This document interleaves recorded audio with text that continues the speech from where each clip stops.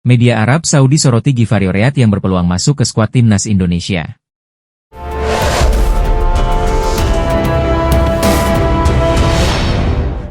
Peluang Givari Oread untuk bergabung dengan timnas Indonesia mendapat sorotan tajam dari media Arab Saudi.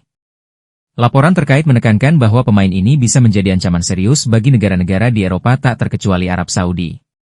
Pelatih timnas Indonesia, Patrick Kluivert secara resmi mengonfirmasi niatnya untuk menerapkan naturalisasi terhadap Givari Oread. Namun, realisasi proses naturalisasi ini tidak akan berlangsung dalam waktu dekat, terutama karena PSSI sedang memastikan kepada para pemain yang diincar. Walaupun begitu, keterlibatan Oread bisa menjadi kenyataan saat timnas Indonesia berkompetisi dalam lanjutan kualifikasi Piala Dunia 2026 zona Asia pada Oktober 2025. Media Arab Saudi, Yalla Sport pun menunjukkan ketertarikan khusus terhadap perkembangan ini. Jika proses naturalisasi berjalan dengan lancar, Oread pemain Feyenoord berpotensi mengenakan seragam timnas Indonesia tepat waktu, dan mereka akan memiliki kesempatan untuk menghadapi kita di round 4, begitu tulis laporan Jalal Sport. Ini tentu akan menjadikan skuad Indonesia semakin kuat dan tentu akan menjadi ancaman berarti bagi negara-negara yang akan dihadapi. Lanjutnya, pemberitaan rumor pemain keturunan Indonesia, seperti Givari Oread, dan banyak lagi yang lainnya, mulai sangat ramai di sini, Arab Saudi, terangnya. Saya juga berharap dengan Federasi Sepak Bola Arab Saudi, federasi juga serius untuk mengikuti jejak Indonesia. Lanjutnya, dengan skuad yang lalu kita kalah, jadi dengan tambahan pemain top Eropa, tidak ada yang tak mungkin jika Indonesia akan mengalahkan kita lagi, tutup Jalal Sport.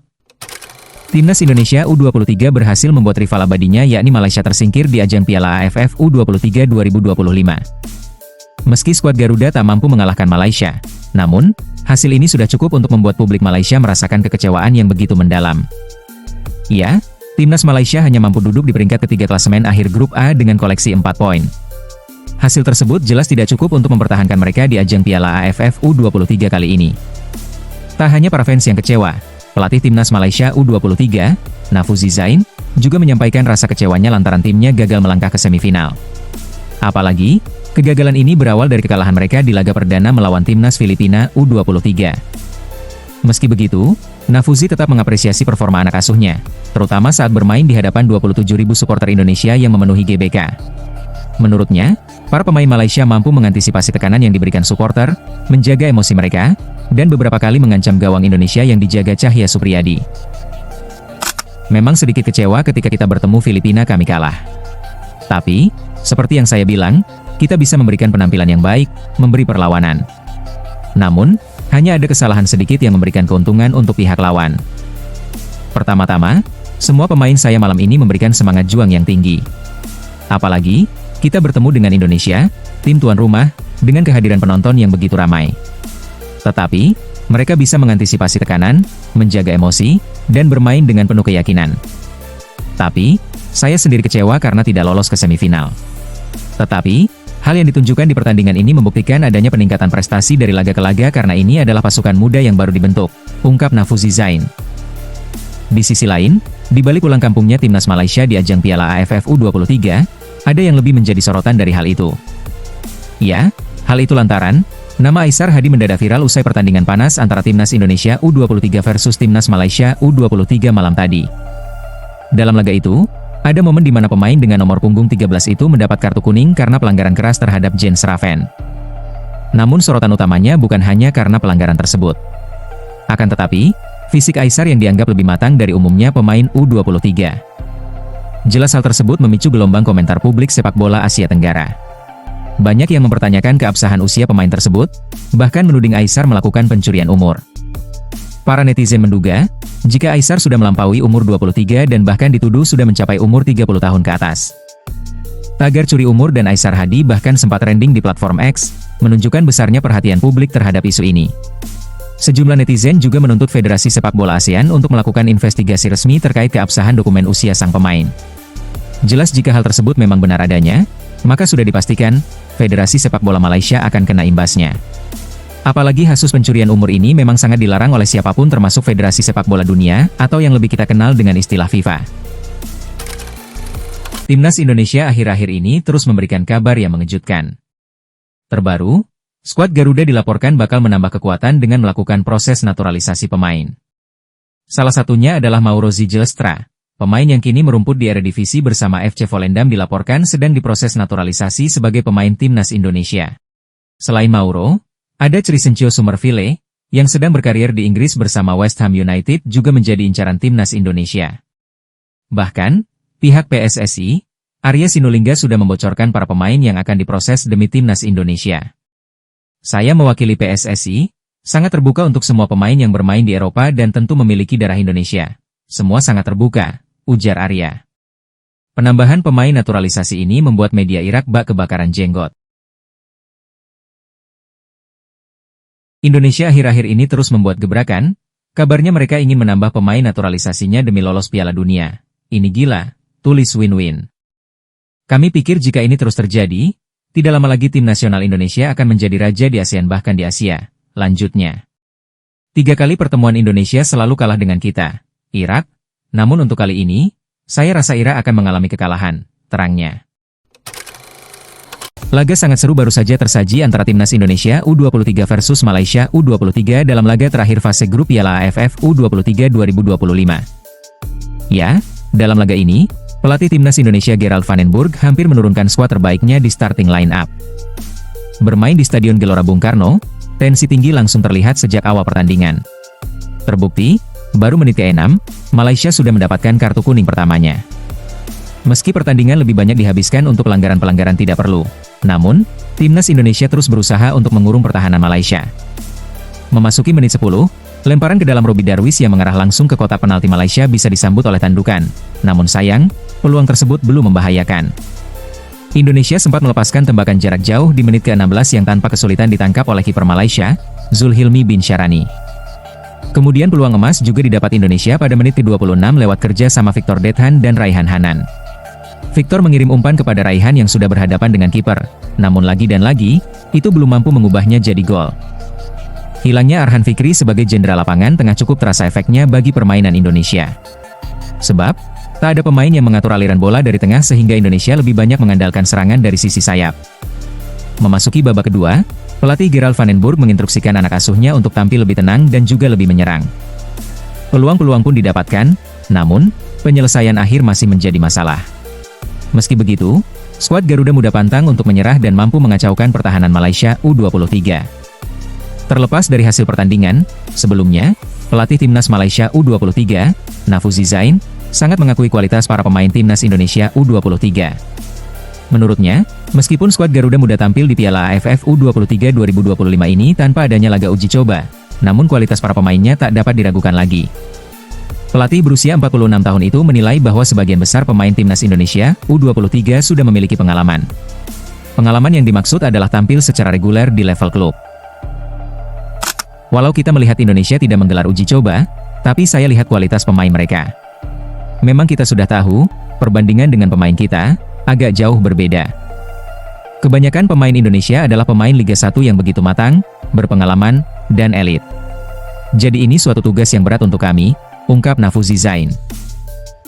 Sementara itu, pelatih timnas Indonesia U23, Gerald van den Burg, mengakui laga kontra Malaysia U23 bukan sekadar pertandingan biasa. Baginya, pertandingan tersebut memiliki tensi tinggi layaknya laga rivalitas antar negara di Eropa. Bahkan, van den Burg membandingkan atmosfer Indonesia versus Malaysia dengan rivalitas yang pernah ia alami saat membela timnas Belanda. Meski mengakui rivalitas tersebut, mantan pemain PSV Eindhoven itu mengingatkan anak asuhnya untuk tetap menaruh respek di atas lapangan. Saya rasa semua negara yang letaknya berdekatan pasti memiliki rivalitas tersendiri. Dulu saya juga merasakan ketika bermain melawan Jerman atau Belgia, suasananya selalu berbeda. Namun, paling penting dalam pertandingan adalah kami punya rasa hormat untuk Malaysia, tapi tentu saja kami tetap berusaha mengalahkan mereka dengan gaya permainan kami, ungkap van den Burg. Di sisi lain, legenda sepak bola Malaysia, Safi Salih, pernah mengungkapkan rasa takjubnya dengan prestasi luar biasa yang diraih oleh timnas Indonesia. Menurutnya, prestasi ini menjadi pertanda bahwa timnas Indonesia sedang menunjukkan level kejayaannya dalam sepak bola. Bahkan dia menyatakan, bahwa salah satu faktor yang membuat Indonesia begitu unggul adalah pengelolaan liga sepak bolanya. Menurut Safi, situasi ini membuat perkembangan pemain muda Indonesia jauh lebih baik dibandingkan dengan Malaysia. Ini terlalu gila. Indonesia membuktikan kalau mereka benar-benar menuju masa kejayaan, timnas Malaysia perlu mencontoh Indonesia. Ketika saya bermain di Indonesia, mereka punya banyak pemain berbakat, jumlah klub profesionalnya juga banyak. Di Liga, mereka punya banyak tim di divisi teratas Liga 1, tepatnya 18 tim, lalu ada divisi lain yang punya 20-28 tim. Tentu, kami Malaysia membutuhkan lebih banyak klub, liga kami harus lebih kompetitif, termasuk divisi lainnya, kami membutuhkan lebih banyak tim, ungkap Safi Salih kala itu. Naturalisasi yang dilakukan PSSI untuk menambah kekuatan timnas Indonesia jelang kualifikasi Piala Dunia 2026 jadi sorotan media Arab Saudi.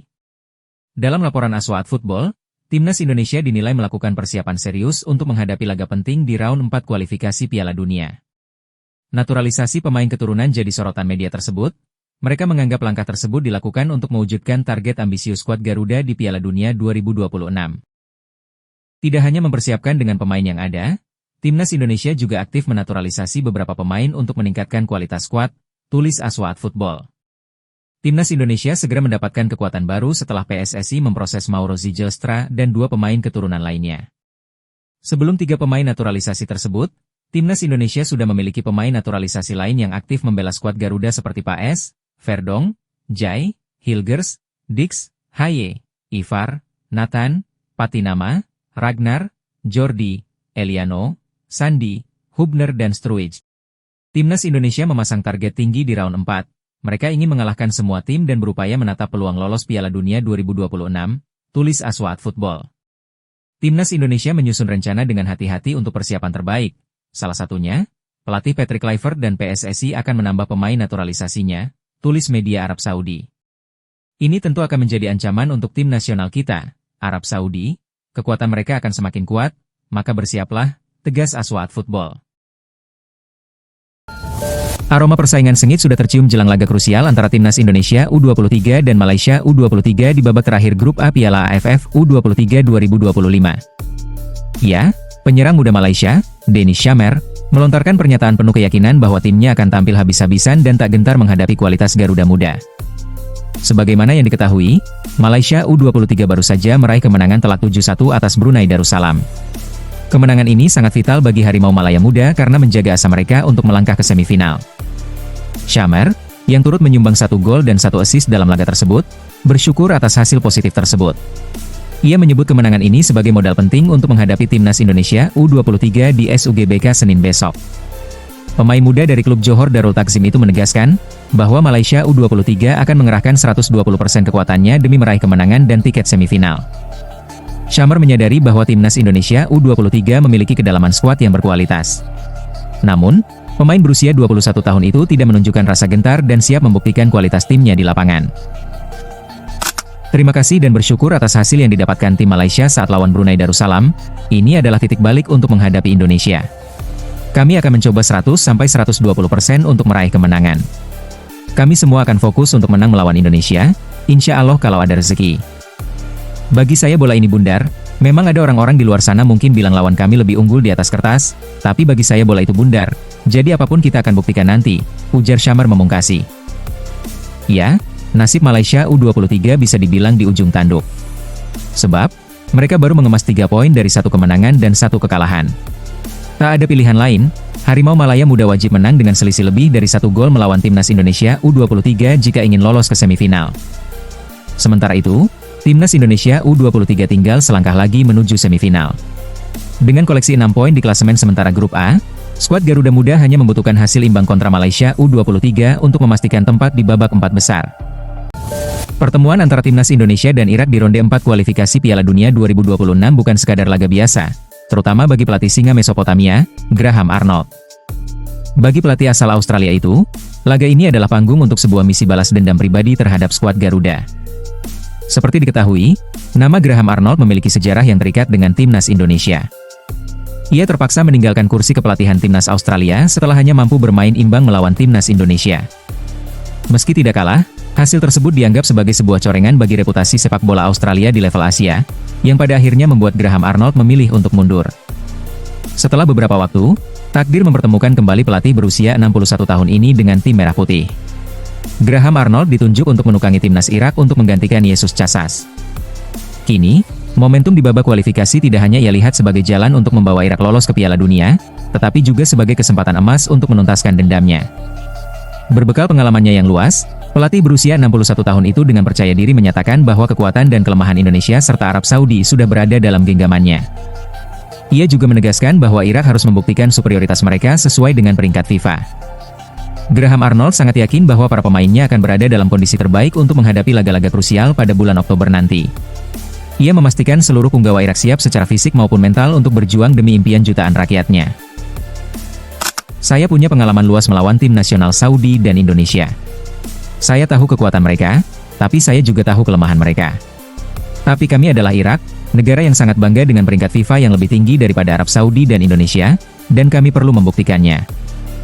Dengan keyakinan yang saya miliki pada para pemain, ketika kami mencapai pertandingan playoff krusial di bulan Oktober, mereka akan berada dalam kondisi puncak, baik secara fisik maupun mental, siap untuk menang. Saya sangat yakin inilah saatnya kita berjuang, dan kita akan berjuang sekuat tenaga untuk mewujudkan impian jutaan rakyat Irak. Begitulah kata Graham Arnold jelang jumpa skuad Garuda.